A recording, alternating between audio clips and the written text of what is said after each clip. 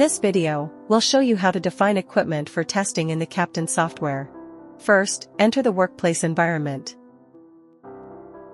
Here, a list of previously defined locations will be displayed. Click on Add a new location. You'll need to enter a name for the new location. Additionally, you can provide supplementary information such as substation, switchgear, feeder, or add comments. Click Add to create the new location. You can later delete, edit, or export any location. Click Open to enter the equipment definition environment. To define a new device, click Add a new device. In the General section, specify the device type and basic information. In other sections, enter detailed information about the device. Once the device is defined, proceed to the tests environment. Here, select the type of test you want to perform.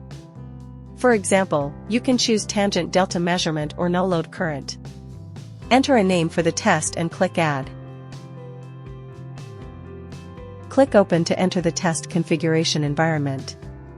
This page includes Config section for setting up test parameters, Table section to view results in a tabular format, Graph section to view output results as graphs based on desired variables, Wiring section to visualize the test wiring.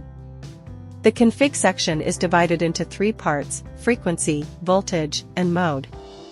In frequency, you can select how the signal injection will be applied: single, dual, or frequency sweep.